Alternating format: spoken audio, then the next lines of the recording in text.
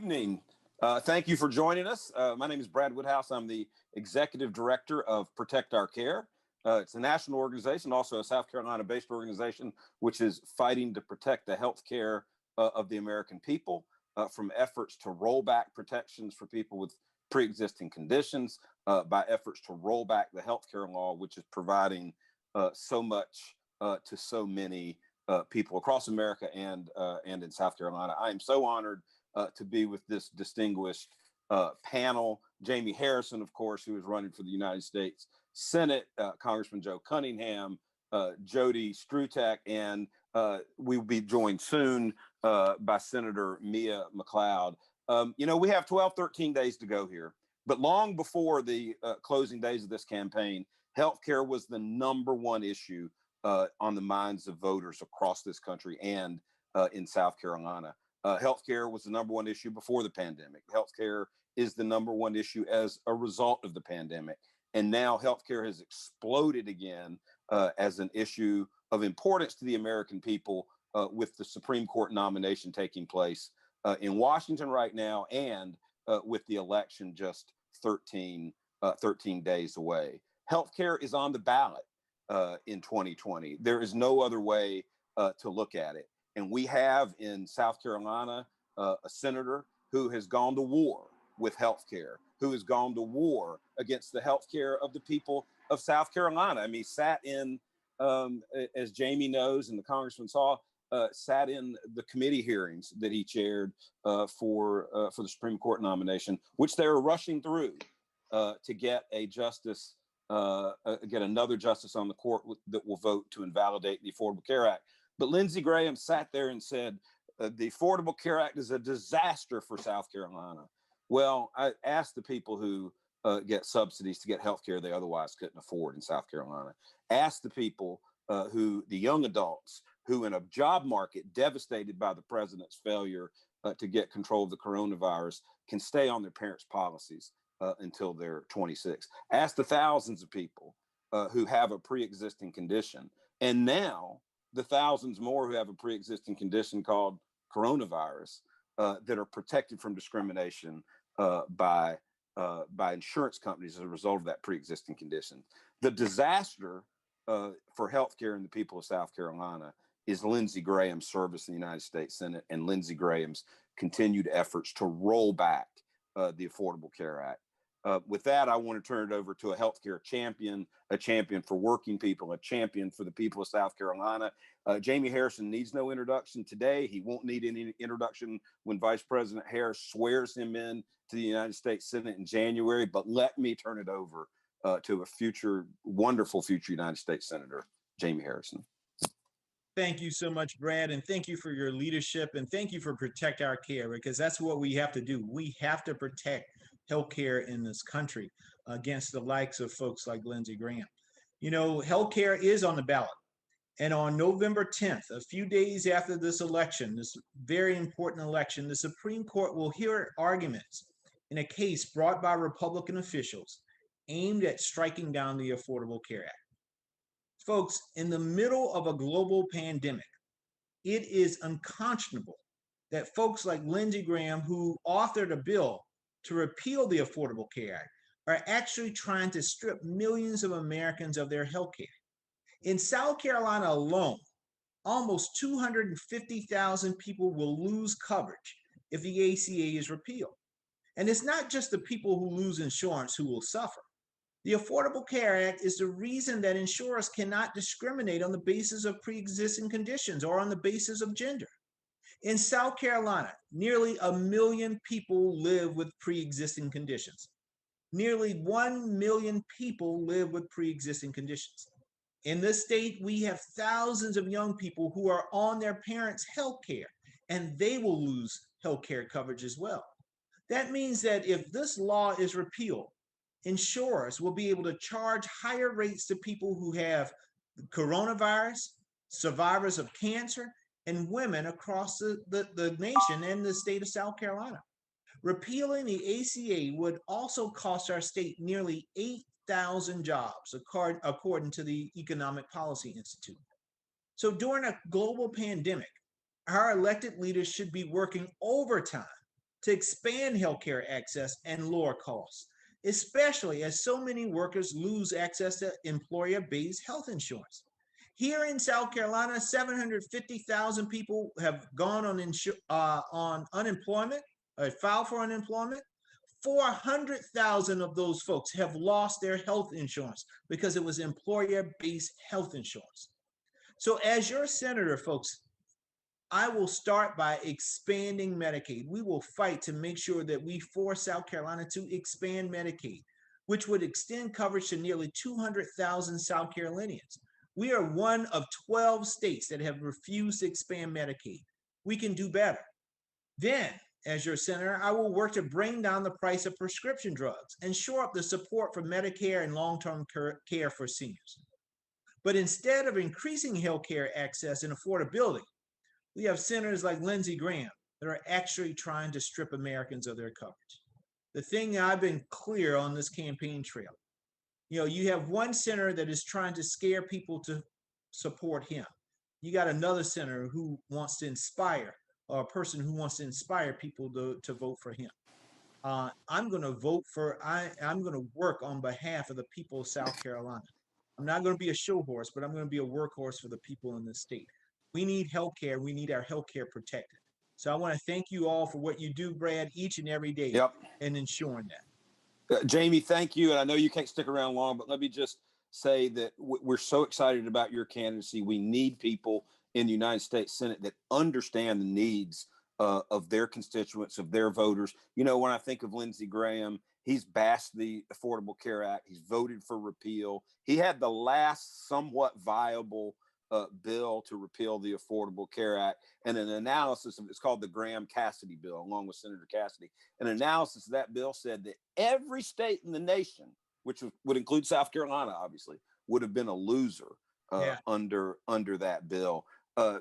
Lindsey Graham has spent more time, Jaime, golfing with President Trump than he has trying to figure out how we can improve healthcare for the people of South Carolina and America. I feel certain. Brad, I leave you with this. Graham-Cassidy is as valuable as Lindsey Graham's word. They're both worthless.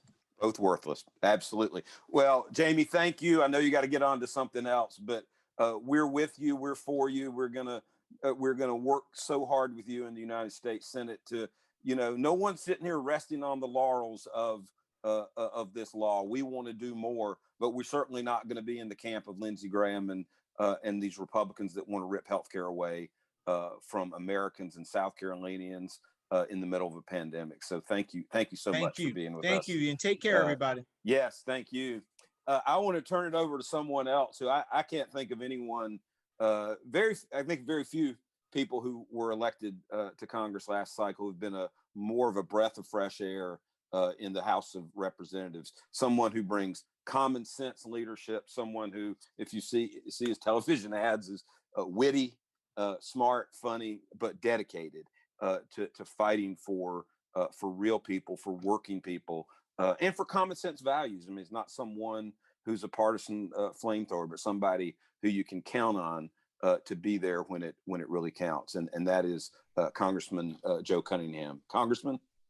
Brett, thank you so much for putting this together. Thank you to Protect Our Care. I mean, it's just it's incredible the mission that we're on to preserve the ACA and preserve insurance for people with pre-existing conditions. And let's have an honest conversation of what's going on. I think you and Jaime outlined it perfectly, that during the middle of a pandemic, there are politicians who are trying to rip healthcare away from people, and everyone from our seniors down to our children. I know Jodie's going to talk a little bit later on. She has her own very personal and emotional story on what she's gone through. But look, one of the first meetings I took as a member of Congress was in a room filled with children who suffer from diabetes that they inherited through no fault of their own.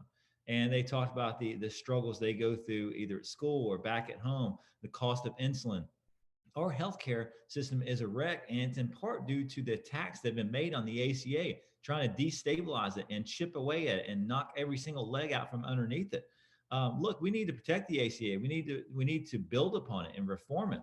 And let's make no mistake about it. The certain politicians were chanting, repeal and replace over a decade ago. And we have seen no plan that would provide coverage and insurance for people with pre-existing conditions. The people who are up to 26 years of age like being on their parents' insurance plans. There's a lot of good things with the ACA we can build upon, but there's been no credible plan put forward on what's going to happen when the ACA is ripped out from underneath people and when insurance is pulled from people who suffer from all different types of ailments. I mean, think about that. In the time that Republicans have had to put together a credible plan to deal with our healthcare system, in the time they've had, a second grader could have gone through the rest of elementary school, middle school, and graduated from high school. That's how much time they've had to put forward a plan, but there hasn't been one because they don't have one. And that's why it's more important than ever that we elect officials who want to protect the ACA, who want to protect coverage for those with pre-existing conditions. There's a lot on the ballot this time. And that's why I've been working in the House, as Jamie said, to help states expand Medicaid. I co-sponsored a bill that would encourage states to make sure they expand Medicaid so that the hundreds of thousands of people without coverage, can have some form of protection. When you get right down to it, this is a very emotional issue. And every single person who's watching or engaged in this conversation has some kind of story to tell. And I'm old enough to remember when the insurance companies discriminated against you because of pre-existing conditions. I remember getting shut down by insurance companies just because of high cholesterol that I inherited from my father's side of the family. And that is very, very mild compared to what other people are dealing with. That was a reality situation. That was life before the ACA. And a lot of people may not remember that or realize that, but that was when Big Pharma was solely in the driver's seat and there was no accountability and no transparency. And in the House, we've passed at least a dozen bipartisan bills that lower the cost of prescription drugs. And we're working to reform the ACA and build upon it. The other side right now is in court, trying to strike it down, trying to rip it away. And they're being deceptive whenever they chant repeal and replace because there is no replacement on the table. The ACA is the only plan put forward. And again, I think it's important to remember it was modeled off of a Republican's plan, from Mitt Romney. And so, look, this is something that exists to provide protections to people, and it's imperative that we protect it. And it's imperative that we elect officials who are going to go to DC or wherever to make sure that insurance companies cannot discriminate people based upon pre-existing conditions. So I'm proud of the work we've done in the House so far, Brad, but it's even more important why we need people like Jaime Harrison over on the Senate side to actually pick up that legislation instead of focusing on strictly partisan issues and ramrodding in through nominations to Supreme Court, as opposed to the real issues that right now they're facing the country during this pandemic. Yeah. Well, thank you, Congressman. First of all, let me compliment you and your colleagues. You do represent a healthcare Congress. I mean, healthcare has been at the top of the agenda for Democrats. You ran on it in 2018, and it wasn't like you ran on it and won and then went and said, well, let's do some other things. I mean, you came in with bills and passed bills and sent them over to what we call the graveyard in the Senate, where Mitch McConnell hadn't picked them up, but you passed bills to strengthen the Affordable Care Act, to reduce the cost of prescription drugs. And let's put a fine point on it. If this case that is before the Supreme Court 1 week after the election on November 10th could invalidate the Affordable Care Act in its entirety overnight when they rule later, sometime in 2021. The president and his administration have repeatedly said they have a plan. They've never put it forward. Republicans are running scared. They keep saying, well, we want to protect people with pre-existing conditions. They've never put forward a plan. But this is why it's so important to elect Jaime Harrison to the United States Senate. We were told that this lawsuit legally was specious, that Supreme Court would never go along with it. But the lower court did. The appellate court didn't throw it out.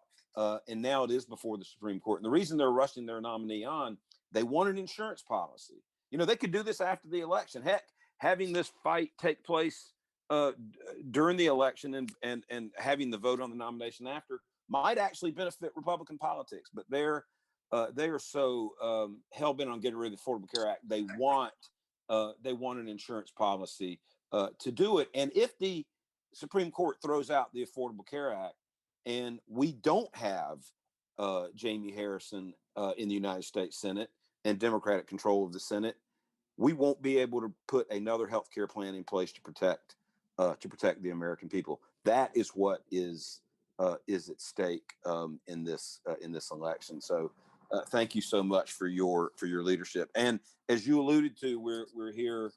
Probably the most compelling remarks we'll hear tonight are from Jodie Srutek, who I'm so fortunate to get an opportunity to meet, who has a very important story about how important these healthcare protections are.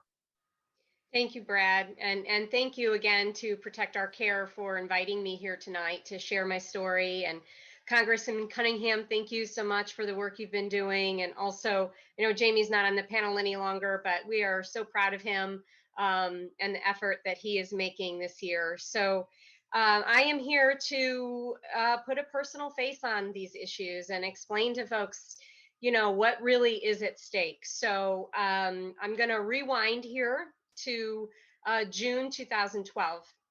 So for me, during that time, everything was going right for me. I had just had a baby. She was 9 months old. I had just gotten a promotion. I was looking for a new, bigger house. Everything was going according to plan. And we had a well visit with my newborn. She was 9 months old. It was just a well checkup. And our pediatrician noticed something unusual. And he said, if this is still here like this on Friday, why don't you come back in? And so I was thinking overnight, and I was remembering all of these other issues that she had had, and something just wasn't sitting right with me. So I went back the next day, the next morning, and by midnight that night, I was in an office at the hospital with a surgeon who told me that he couldn't let me go to sleep without telling me what they discovered was wrong with my daughter. And that was that she had cancer in both of her kidneys present at the time of diagnosis. So each one was affected.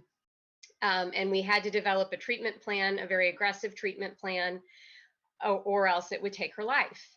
And so if you remember during that time, the Affordable Care Act, Obamacare, as it was known back then, everybody termed it, was actually being debated at the Supreme Court that week, and it was upheld later on that week. But for our family, we weren't sure what was going to happen. Would it be repealed then? And now here we are. It's 2020, and we're still worried that this important legislation could be taken away, and it would change everything for our family. So that week, while we were, when she was diagnosed, we were there at the hospital. We stayed inpatient at the hospital for a week. She had multiple scans, CT scans, nephrology scans, ultrasound, surgeries, all of these things. We started chemo, blood transfusions, you name it. And we were there, for a week. When I came home, I got my first bill from that treatment. And the social worker at the hospital told me, don't even open the bill. You're going to get a bunch of bills. Your insurance company, is going to put everything through. You're not going to be able to pay them. Because her needs will be so great, she probably will qualify for Medicaid. So just don't even look at these bills because it's just going to upset you. Of course, I opened the bill. The first bill I received for her treatment, just from 1 week at diagnosis, was almost equal to my annual salary. It was $37,000, and that was after the insurance contributed their share. So that was supposed to be our out-of-pocket expense. And if you remember, Congressman Joe Cunningham was just talking about what it used to be like. If you remember what it used to be like, there used to be caps on the amount of money that insurance would pay in a year. There used to be caps on lifetime coverage. So here we were looking at my daughter, who is an infant, and she was looking at a lifetime of high medical care as someone who potentially, hopefully, someday would be a cancer survivor instead of a cancer patient. So, it was really a difficult position for us to be in then. We were very relieved to see, that the Affordable Care Act was upheld. And then, more of the provisions were put into law later on. And, we're still fighting this fight later. And so, if we look at what would happen to someone like her, who she's 9 now, if the ACA were to be repealed, she might be uninsurable. Insurance companies, if they offered her insurance, maybe it would be more expensive. That's how it used to be. If you had a pre-existing health condition, your insurance would be exponentially more expensive. They could put caps on how much they would pay. They could refuse treatment for certain things. They would put lifetime caps in place. So all of these issues, they're so important. And the one thing that I always want to stress to people, because when we talk about healthcare and healthcare policy, a lot of the time folks will come to me, and John, or Brad, excuse me, you may have this experience too. People will talk about, personal responsibility in terms of your healthcare. And I do agree with that. You do want to take responsibility for your own health, of course, but people need to understand that a lot of your healthcare is out of your control. I mean, in our family's case, I had an infant who happened to have a genetic, difference that caused this cancer. It was nothing I did during pregnancy. There were no environmental factors that caused this. There was nothing that we did. We did everything right. And nothing could have prevented this from happening to her. And so now she has these health issues that will follow her for the rest of her life. And there's really not much that can be done for it. So people really need to understand that when your health insurance is tied to your job, you're tied to your job. If you need that insurance, and there's not much that you can do in some cases to manage your health care if you just are dealt a bad hand. So thank you for letting me share our story, Brad. Thank you. Jodie, thank you. I always wonder, and I don't know if you've even tried to tell your story to Lindsey Graham, but I just wonder, how they could hear this story if they would ever listen. We actually had a situation last week where one of our really good storytellers from North Carolina was testifying in the hearings for the Supreme Court nomination about a story very similar to yours. And the senator from North Carolina, who's also in a tough re-election, a Republican, got up and walked out, didn't stay to hear her story. Because you know what? I think the hardest thing for Republicans that are hell-bent on, and it's all political phrases, personal responsibility and the laws of disaster. It's not backed by anything real. It's not backed by substance. I mean, Congressman and Jaime have gone over the numbers of how many people in the state, benefit from the Affordable Care Act. And I know Senator McLeod will talk about how many people in the state could benefit if, the state Republicans weren't so stubborn as to not take Medicaid expansion and what that would mean for people. And so thank you for telling your story. Your story, the type of story you're telling, is how we saved the Affordable Care Act from repeal in 2017. It's actually stories like yours are how we passed the Affordable Care Act to begin with. And I hope the Supreme Court will listen to these stories. I mean, we do know that they're human, and they do pay attention to public opinion, and public opinion is with you and not with Lindsey Graham. Thank you so much. With that, I want to introduce a real healthcare champion. As I said, a champion for Medicaid expansion, someone who's also been outspoken about the failed response of the federal government to the COVID-19 crisis, and just somebody we're so thrilled to have on this call, and that is State Senator Mia McLeod. I think you're muted.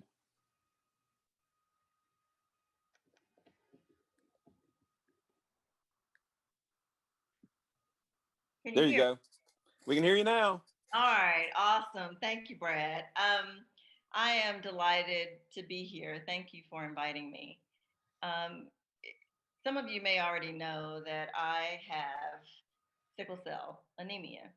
And to my knowledge, I am the only legislator who has suffered from from that chronic pre-existing health condition, and we actually lost a dear staff member and friend to sickle cell earlier this year, right before the pandemic hit. But I want to talk to you today about what that has looked like for me as a divorced mother of two, trying to, even before I began to serve, just trying to earn a living and cover the costs of insurance premiums at that time for someone with a pre-existing health condition when I started my own business and left state government to do that. One of the reasons that I've been a champion for expanding Medicaid and for making sure that all of our citizens across South Carolina have access to affordable health care is because I was making really good money before I ran for office, and I uh, I did not have, as I said, I just started my own business, so of course I had to cover the cost of my own health care, and did not realize that doing so would actually cost. I think at that time, and this was in the early 2000s, the premiums were between $1,000 and $1,300 a month. I mean, for a lot of folks, that's another mortgage payment. And for a single mom, even making good money, it was something that I have to tell you, I had to go without health insurance. There were times when my boys had other things going on, or life just kind of took different turns, and I was forced to go without health insurance coverage because I could not afford those types of monthly premiums. And what people don't understand about Medicaid expansion is that when South Carolina, or because South Carolina has refused to expand Medicaid all of these years, and I'm from rural South Carolina, so I won't even talk about the health disparities that exist in rural South Carolina. I'm from Marlborough County, and the implications of that with the rural hospital closures, and just a number of things that we have failed to address. Our leaders have failed to address. So Medicaid expansion, though, because our governors have refused to expand Medicaid, we are basically funding health care for other states, because that money goes from the federal government to other states, and doesn't come to South Carolina. So we take a number of different hits. We take the economic hit, and of course we take the hits when it comes to just our health, our overall health and well-being. And it shouldn't, we live, I mean, to live anywhere in America, but certainly here in South Carolina as well. I just can't imagine how we could feel good about knowing that so many of our hundreds of thousands of our citizens right here are being overlooked and not treated in a manner that is in the best interest, not just for them individually, but for us as a society. I mean, these are folks who have had their primary health care, have had to go to emergency rooms to receive any type of health care. And that is an additional financial hit on all of us who pay taxes.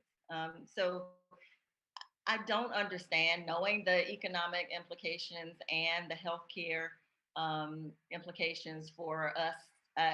There's no excuse for us not to expand Medicaid, especially now that we are in the midst of a pandemic, when those same communities that I've just talked about, this virus is, of course, wreaking havoc on those communities, rural communities, communities of color. And it's just a sad commentary on our state that we don't care enough or we don't have a governor who cares enough to make the right decisions for the state, and recognize that he represents every person in South Carolina, and none of us should have to go without health care, without access to quality, affordable health care. I mean, that's a basic, I believe, fundamental right that so many are not, just don't have, because we don't have the leadership in place. But just knowing that that the money that would be coming to South Carolina is going to other states, and funding their health care programs for their citizens is just unbelievable to me. Like I said, especially now during the midst of a pandemic. So I would hope that,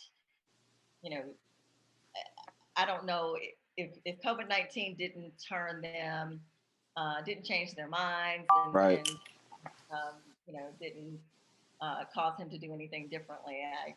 I can't imagine what will. Well, Senator, thank you.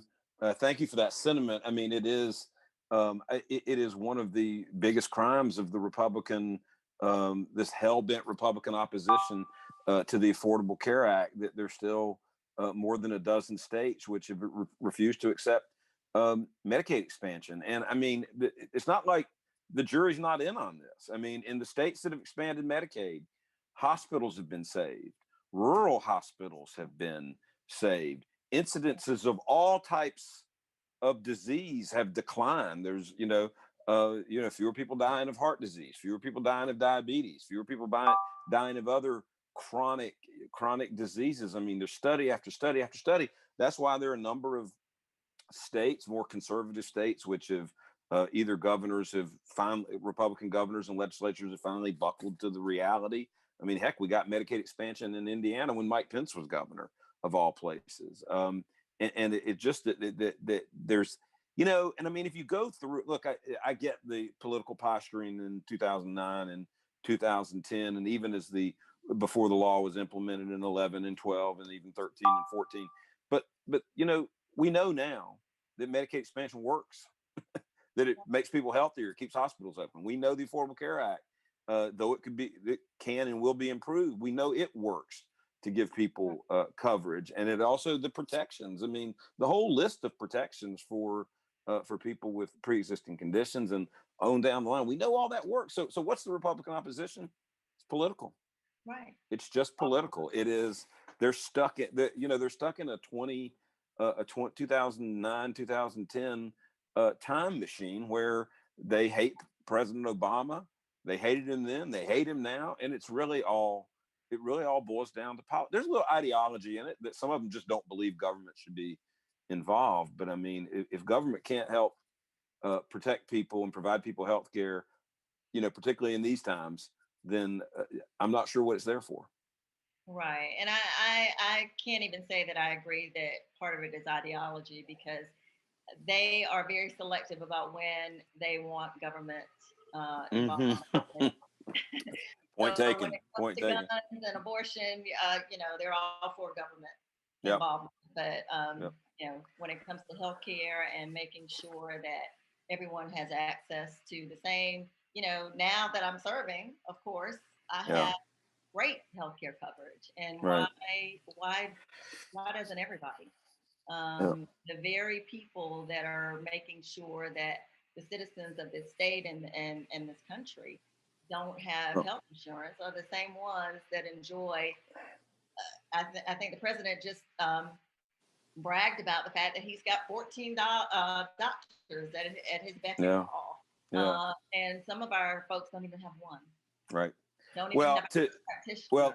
I mean, it's insane.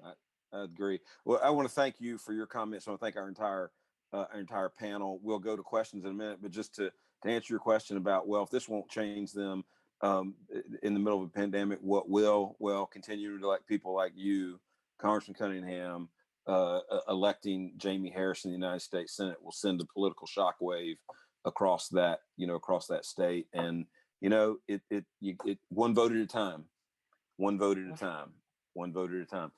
With that, I want to thank our panel, and let me turn it over to Kelly to run the Q&A portion of our Zoom event. Thanks, Brad, and thank you to everyone on our panel and for everyone who is joining us on Zoom tonight. If you have a question for any of our panelists and you are joining us via Zoom, please go ahead and pop that question into the Q&A box down at the bottom of your screen. And if you're joining us on Facebook Live, you can leave any questions for our panelists in the comments on the live stream, and we will do our best to field those as they come in. We do have one question coming in for Congressman Cunningham. The question asks, as a fellow federal legislator, can you comment on what Lindsey Graham's push to confirm a new Supreme Court justice ahead of the election says about his priorities, particularly as COVID-19 cases continue to surge? Yeah, I mean, I think it's a great question. I think the question kind of answers itself, Kelly. We're in the middle of a global pandemic, and the only committee that was working on the Senate side was this committee that ramrod through this Supreme Court justice. And it wasn't a committee talking about crafting a stimulus package, or a way in which we can help small businesses reopen, or a way in which we can increase testing, or better healthcare facilities, or rural healthcare facilities. So many different needs that we have as a result of this pandemic that are so much more deserving of the attention of the Senate than simply just ramrodding into a nomination. But I think where you look at their actions, and that's where their priorities are, is just simply just politicizing the judicial branch and having the judicial branch being an extension of the Senate at this time. We have separations of powers for a reason in our Constitution, and our founding fathers had envisioned probably situations like this in which the branches of government attempted to merge. And I think that what the Senate is doing right now is just highlighting where their priorities are. It's not on small businesses. It's not on your health. It's on getting a Supreme Court justice that is going to rip away insurance for those with pre-existing conditions. And people should remember that on November 3rd, when they go and vote. People should remember that each and every one of these things are on the ballot. And so that's why it's important more than ever. We have people like Jaime Harrison up there representing South Carolinians to make the right decisions and the right choices. So thanks for that question. I have another Zoom event I have to hop onto. So I want to say thank you again to everyone for this, and I appreciate this opportunity, and hope everyone is able to get out and vote November 3rd. Absolutely. Thank you, Congressman. Thank you. Really appreciate it. Jodie. Yeah. Great. Thank you. We did have another question coming in, and this question is for Jodie. Jodie, the question asks, as a South Carolinian who has directly benefited from the Affordable Care Act's protections, what concerns you most about the pending lawsuit to eliminate the Affordable Care Act, and what would it mean for a family like yours? I mean, there's so much.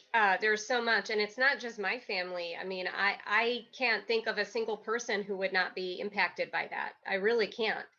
Probably the biggest impact would be that if the entire law were scrapped, we would go back to the time where people with pre-existing health conditions, especially people with very complex medical histories who have a high medical need, they would be uninsurable. And the cost of care is just astronomical when you have a condition like that.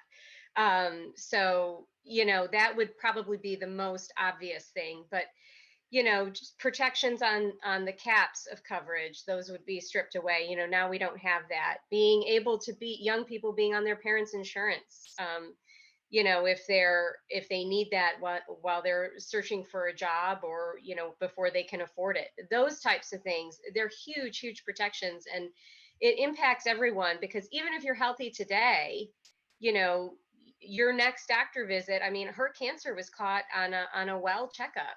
I had a healthy baby when I walked into that doctor's office, I thought, and she actually had cancer in both of her kidneys, and I didn't know. So, once it was discovered, nothing really changed. It's just the amount of information that we had changed. So, it really does affect everyone. Even if it doesn't impact you today, it could be your spouse or your child or your partner or you tomorrow. Kelly. Thanks, Jodie. I'm going to put out another call for questions on Zoom. If you're joining us on Zoom, please go ahead and leave any questions for our panelists in the Q&A box at the bottom of your screen. We did have a question coming in for Senator McLeod. The question asks, as someone on the ground in South Carolina, can you speak to how President Trump's coronavirus response has affected communities, particularly in frontline and vulnerable areas? I think I heard most of that question. How did his response impact those communities? Yep. I think it's obvious that the lack of response and the lack of leadership is wreaking havoc on our communities here in South Carolina, and the governor seems to follow suit with President Trump and his failure to even issue a statewide mask mandate. I mean, there's some things that are just basic, in my opinion, in terms of protecting the public and requiring us to protect each other. But I've been back to the State House for some of the special sessions, and reluctantly, because I have a pre-existing condition, because, it's really difficult to understand how we can lose 3,500 people to this virus. So far, basically 3,500 people are dead as a result of COVID-19 here in South Carolina. And we've got, 140 plus thousand people who have been exposed to the virus. But at the same time, we have information that is deliberately being miscommunicated, not just across the state, but across the country. We have a president and a governor who have chosen not to wear masks or require that the citizens of this state or this country wear masks to protect each other. When I've been back to the State House, we have had a number of legislators who have tested positive for COVID-19.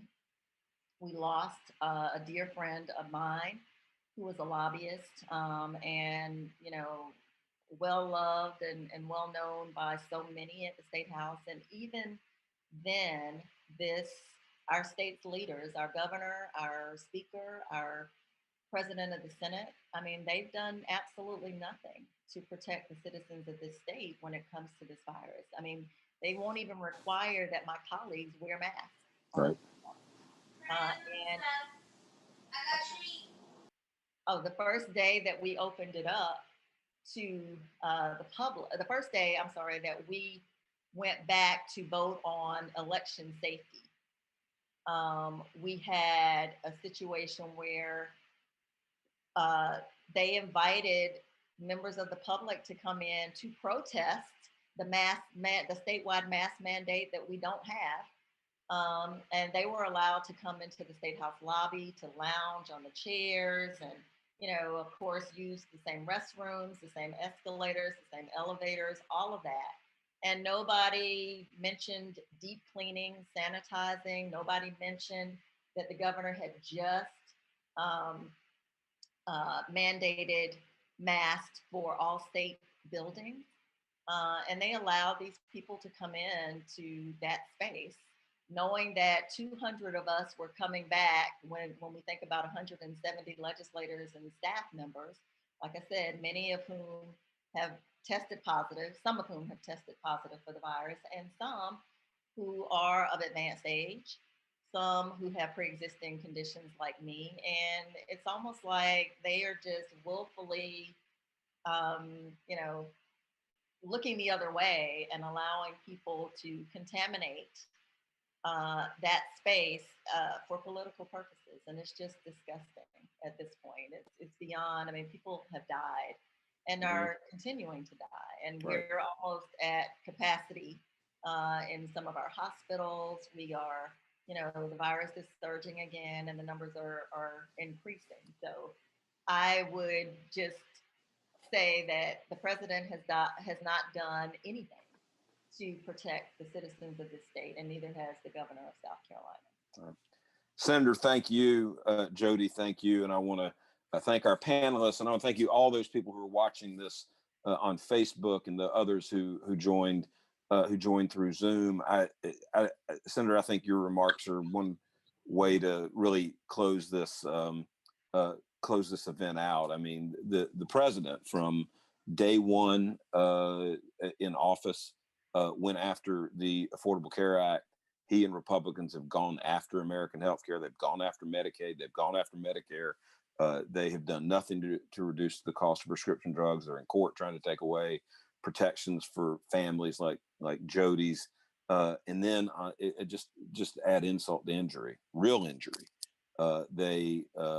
They decided that if they ignored this pandemic, it'd go away, and they wouldn't pay any political consequences for it. And the fish rotted from the top, and the top is Donald Trump on down. And somebody said this today. Donald Trump ruins just about everything he touches, but he always comes out.